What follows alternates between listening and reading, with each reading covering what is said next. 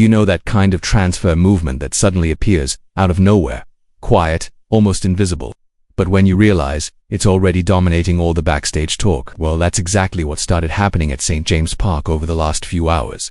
It's the kind of atmosphere that leaves any Newcastle fan curious, anxious, and of course, with their mind racing.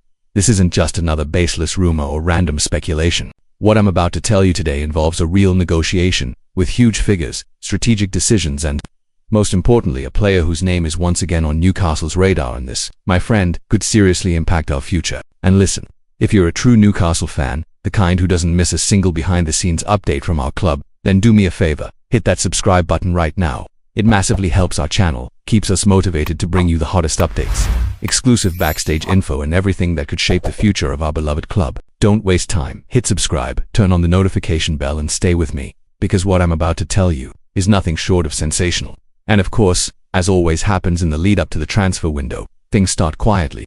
At first, it's just low-key meetings, off-the-record phone calls, and discreet conversations happening far away from the cameras. But anyone who keeps an eye on the transfer market has already noticed these movements are becoming more frequent and much more serious.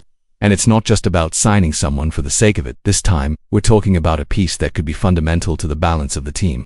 It's even curious how football sometimes feels like it has unfinished chapters, isn't it?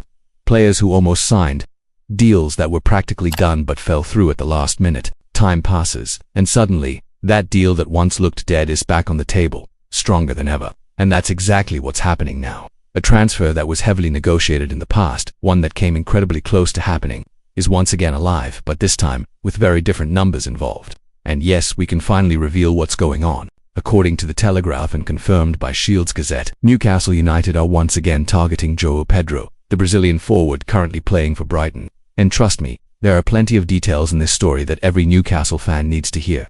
Back in 2022, João Pedro had a deal practically done to become a Newcastle player. Everything was agreed, contract terms sorted, transfer fees set at £30 million. But at the very last moment, the club changed direction and went all in for Alexander Isak in what became a historic deal. And that's where things get even more interesting. Despite being disappointed with how that deal collapsed, João Pedro has never hidden his desire to wear the Newcastle shirt. He even admitted publicly that he was devastated when the transfer fell through. Time passed, and he ended up moving to Brighton, where he quickly became an important player, scoring 30 goals in 70 matches. But, despite those solid numbers, Brighton are now open to selling the Brazilian, and here's the detail that really stands out. Brighton's asking price is £60 million. Let's be honest, that's not a small figure. In fact, it's practically equal to Newcastle's biggest ever signing, Isak from Real Sociedad, for £63 million.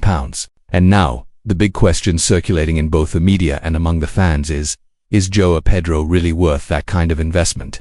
Is it wise to spend that much money on a player who on paper isn't guaranteed to be a first-choice starter? In fact, this is exactly the debate raised by journalist Dominic Skur from the Shields Gazette on the Geordie Journo's channel. He was very clear he recognizes João Pedro's quality and potential, but questions whether this is truly a priority for Newcastle right now. According to him, when looking at the squad's current needs, it would probably make more sense to spend that money on other positions, like a top-class right winger or a world-class centre-back. And honestly, it's a very valid point. After all, Newcastle still have to operate within the Premier League's strict profitability and sustainability rules. Every pound spent needs to be carefully calculated so the club doesn't face financial risks. And spending £60 million on a player who, realistically, would be a backup to Isak rather than an automatic starter does raise serious questions. Not to mention, the club also has to prepare for the possible departure of Callum Wilson, whose contract runs out at the end of this month.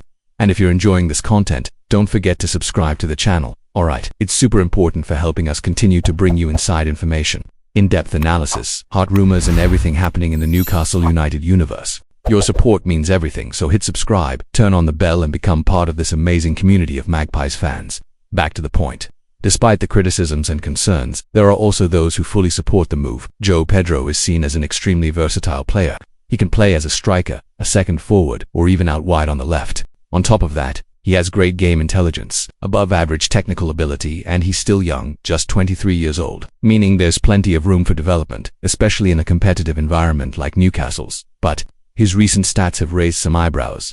Of the 30 goals he's scored for Brighton, 15 have come from penalties. In other words, half of his goals were from the spot. And when we look at his open play goals in the Premier League, the numbers are far less impressive than they seem at first glance. His last open play goal in 2025 came against Southampton. Before that, the previous one was all the way back in November against Bournemouth. There's also another detail causing some discomfort. João Pedro was left out of Brighton's last 2 matches, even though he was available after serving a suspension. And speaking of that suspension, it set off some alarm bells for those following his career closely. After all, if the plan is to have him as a reliable backup for Isaac, what's the point if he might miss games due to disciplinary issues? And that's exactly why this potential transfer is generating so much debate.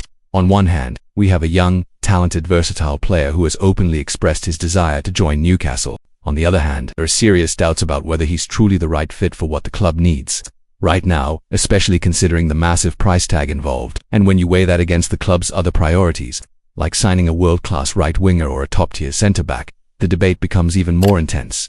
What's clear is that, right now, Newcastle are open to doing business. The board knows João Pedro wants the move, and according to the Telegraph, talks are expected to progress over the next few days. Brighton, meanwhile, aren't playing hardball as long as the offer matches their expectations, which are firmly set at around £60 million. And if this deal goes through, it could easily be one of the most impactful signings of the entire summer window. And trust me, this is only the beginning. The transfer window hasn't even opened officially yet, and things are already heating up behind the scenes. So if you want to stay fully up to date with every twist, turn, negotiation and breaking news, don't waste any time. Subscribe to the channel right now. Here you'll find everything about Newcastle, transfers, rumors, inside stories, detailed analysis and daily updates. The subscribe button's right there, click it, hit the notification bell and come be part of this amazing Magpies community. The big question is, what do you think, Newcastle fans? Is it worth spending £60 million on João Pedro? Do you believe he has the potential to be more than just a backup for Isaac, or do you think the club should focus on strengthening other areas of the squad? Drop your opinion in the comments because this debate is going to be in. Stay tuned, because as soon as we get any new updates, I'll be right back here to share everything with you firsthand.